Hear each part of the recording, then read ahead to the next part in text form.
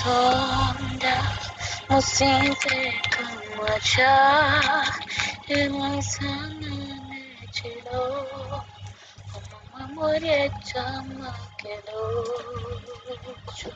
mutendera Katonda mwabera sinze erinnya lye ndolaba omukono gwe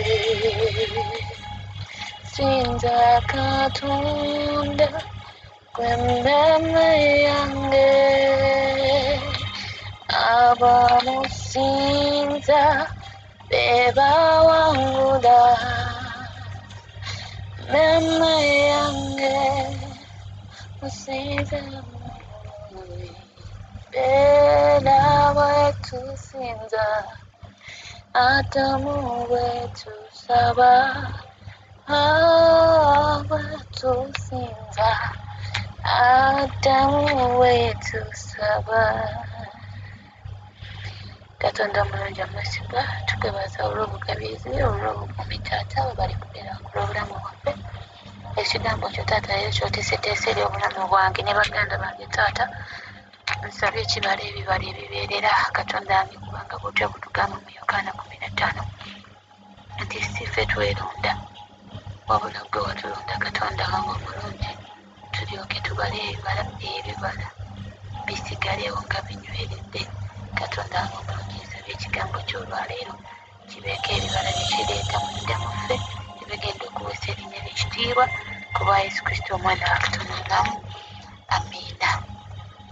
In all situations, always praise and thank God. Mukama yeebazibwe.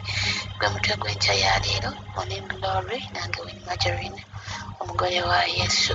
Mu mbeera yonna sinza Mukama era omwebaze. Mukama yeebazibwe. Tugenda kulaba ku musajja Yobu, and we are in the book of Job. Job chapter 1, 19 and 20. Yobu essula esooka olunya 19 n'olwabiri agambye kale laba embuyaga ennyingi ne zijja nga ziva mu ddungu ne zikuba ensonda ennya ez'ennyumba n'egwa abalenzi era bafudde nange nzekka nze mponyeewo omuntu omu okubuulira. Awo Yobu n'agolokoka n'ayuza omunagiro gwe n'amwa omutwe n'avuunama ku ttaka n'asinza. Mukama waffe omulungi yeebazibwe. Essuula eno yennyini eya Yobu gyetandikira Yobu yali musajja mutuukirivu nga taliiko kyakunenyezebwa mu maaso ga Mukama, naye Setaani yafuna enkizo oba olukusa chansi. Mukama n'akola ki n'amuwa akachansi ako ok'okutesitinga Yobu. Mukama yeebazibwe. Yobu yali musajja mugagga. Kino sitori ngisazeeko naye ngenda kuba nkubriefingako osobola okukitegeera obulungi. Yobu yalina abaana ab'obulenzi n'ab'obuwala. Yobu yalina eŋŋamira. Yobu yalina ente. Yobu yali mugagga mu buli kimu ng'akirina in abundance.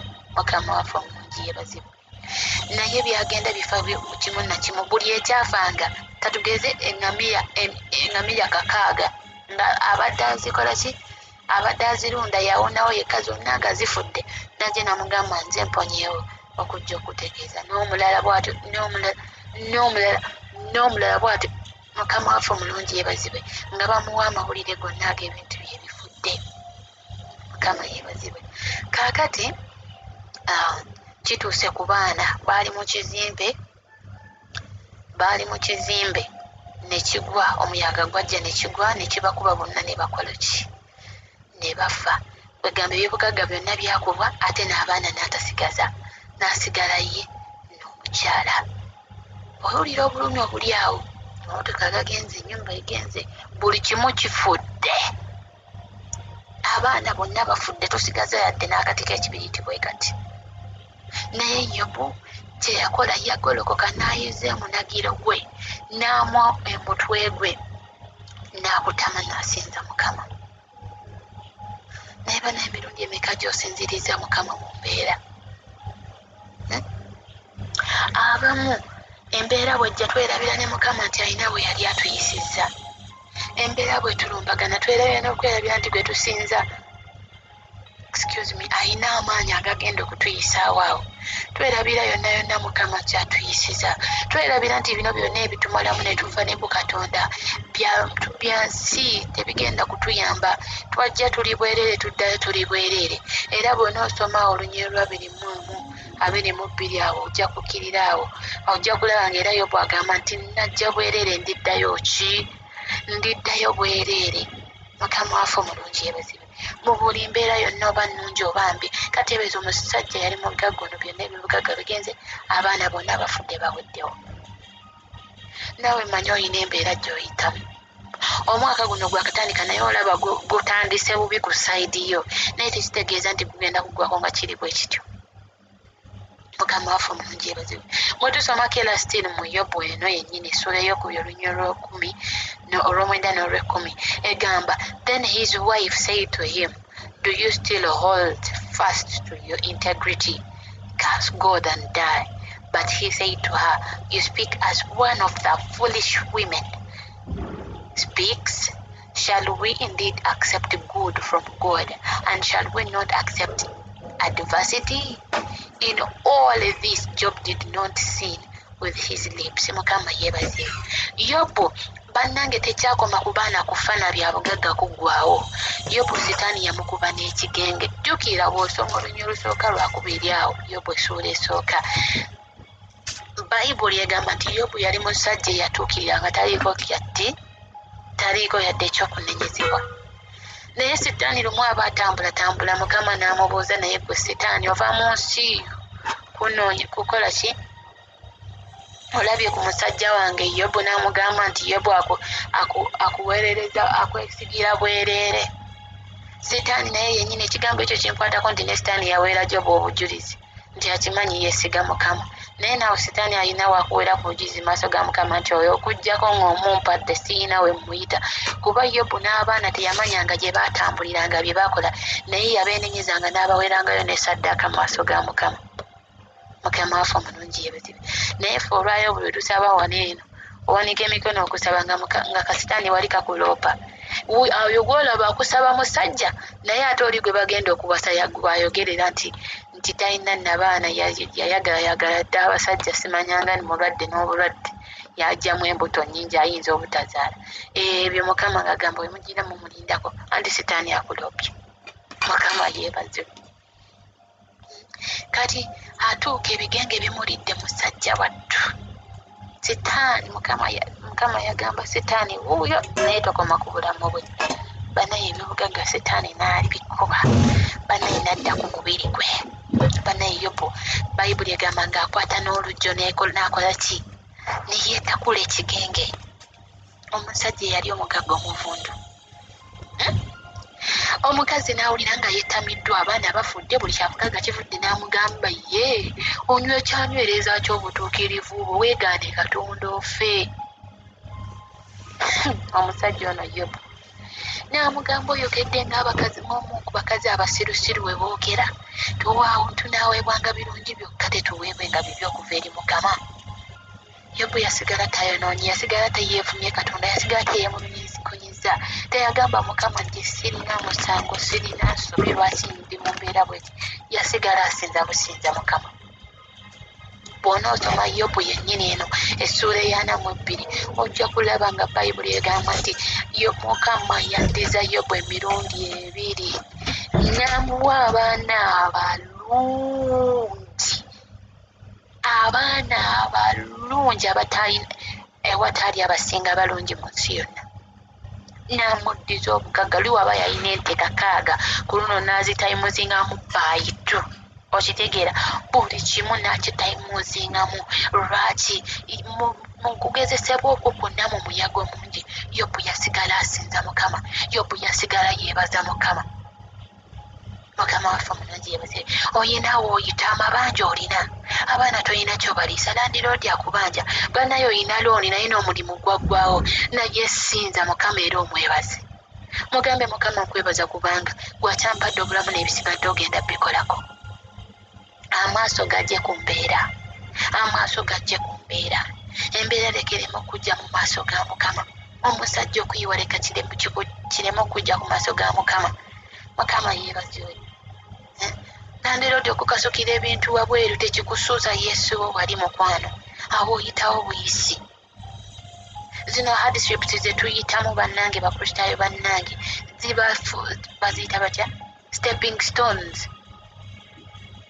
Bugenda kukyenkya mu butuufu ng'olina ekyokugamba abantu, ng'olina obujulizi ng'obagamba nayitako wano nayitako wali, nga busumulula abalala nga bubazaamu amaanyi. So teweevuma mbeera. Everything happens for a reason. Eyo embeera gy'oyitamu tekitegeeza nti Mukama yeebase, takulaba, tamanyi bw'oyita. No, naye ne Yesu Kristo naye okuweebwa erinnya erisinga amannya gonna, okutuula ku mukono ogwa ddyo ogwa kitaawe, gye yayita ffenna tumanyiyo, n'atuuka okwambulibwa ensi yonna, ekiswalo kyonna, n'atuuka n'okukka emagombe. Naye gwe tonnakka magombe, bannange, tonnya ku musaayi. Mukama waffe omulungi yeebazibwe. Mu buli mbeera yonna tusinzenga Mukama. Bayibuli egamba nti sanyukira Mukama naye anaawa emmeeme yo gye yalyanira. Mu buli mbeera yonna sinza businza Mukama, omugambe Mukama embeera weeri naye mmanyi ogenda gyempisaamu, kuba ebizibu tebigenda kuggwaayo, wabula olina kuyiga buyizi how to handle those hard situations. Olina kusaba busabi kiso, omugambe Mukama manyi wano mpisaawo buyisa, naye mpa ekisa ekyokunywera, neme kugwa, neme kudda Misiri. Mukama yeebazibwe. Kuba abamu embeera weetabuka ng'agamba nali eri nga sibula kyakulya, naye ndi wano eno siina kyakulya. Ngaddayo eyali akuula abasajja ngaddamu abakuula buto, eyali ateetunda ngaddayo yeetunda, eyali atalya nguzi ngaddayo ng'agiriira ddala. Naye mukwano, tova ku Yesu, tomuvaako mu buli mbeera ennungi n'embi. Sigala ng'osinza Mukama era ng'omwebaza. Oyinza okuba ofiiriddwa, oyinza okuba ofiiriddwa sente, oyinza okuba oli mu mabanja nga mu butuufu embeera tolabawo buddukiro, naye obuddukiro buli bwamu bwokka mu Mukama. Sigala ng'omwebaza, sigala ng'omusinza. Mukama yeebazibwe. Tewetta bannange, kubanga ogenda kwetta genda mu Geyeena. Mukama yeebazibwe. Genda mu Geyeena gw'olowooza wetta kuwona bizibu, naye nga bambi mubiri gwe gufudde, omwoyo tegugenda kufa, era gulina okugenda mu Geyeena. Ate eryo nnaku ya lubeerera. Mukama waffe omulungi yeebazibwe. Yobu mu byonna yasigala agulumiza Mukama. Yobu mu byonna teyeegaana Mukama. Yobu mu byonna, wakati ng'afiiriddwa abaana be bonna, ebyobugagga bigenze, ekigenge kimuli ku mubiri, yagamba tunaaweebwanga birungi byokka. Bannange, olugendo lw'obulokozi bwe tunaalutambula nga tewali downs and ups, nga tuli ku straight line, tutuula butuuzi ku bukeeka Yesu n'akola, tetugenda kuba na bujulizi bwa kugamba bantu. Naye bw'obaako embeera gy'oyitamu, naddala nga n'abantu bagirabyeko ne bagamba omukyalo oyo ddala bannaye yali bw'ati, naye Mukama akola omulimu. Todduka mu mbeera, kkiriza obeerewaawo. Bwe kuba kuswala oswale, naye awo wennyini w'oswalidde Mukama w'agenda okulabisiza ekitiibwa kye. Haleluya. Mukama lwakitaba njagalira n'abampeera nnyo omukisa. Katonda omulungi omukozi gwangulumiza ebinene ku obulamu bwaffe. Olwaliwo ekigambo ky'otumidde Taata, nsabye otuwa emitima ng'ogwa Yobu. Katonda ng'otuwa ekisa, nga mu buli mbeera yonna Katonda wange tusigala tusinza ggwe, nga mu buli mbeera yonna mukwano gwange Taata tulaba bulungi bwo, nga buli mu mbeera yonna Katonda wange omulungi, ennungi n'embi, ey'amaziga n'obuzigi Taata, tusigale nga tutunuulidde ggwe Katonda wange. Yobu wamuddiza emirundi ebiri olw'okubanga teyakuvaako Mukama. Naffe tusabye ekisa kyo kitulwanirire, tuleme okuggwa, omulabe Setaani aleme okutusuula okutuggya mu maaso go, mu linnya erya Yesu Kristo omwana wa Katonda omulamu. Taata, abangi nga badda emabega, abangi nga baddayo, omwaka guno gwagenda okutandika nga bo baddayo dda e Misiri. Mukama Katonda wange, ffe tuwanirire n'omwaka guno guggweko nga tetuvudde mu maaso go, embeera zireme okutusuula okutuggya mu maaso go, kubanga tumanyi olina pulaani ennungi eri obulamu bwaffe Taata, era tumanyi nga bwe tunaakulemerako togenda kuleka linnya ne kuswala, togenda kutuwaayo eri ekiswalo Mukama, naye ekitiibwa kyo kigenda kulabisibwa ku bulamu bwaffe. Weebale Mukama, weebale Taata, weebale Mwoyo Mutukuvu. Mukama abajagalire musiibe bulungi.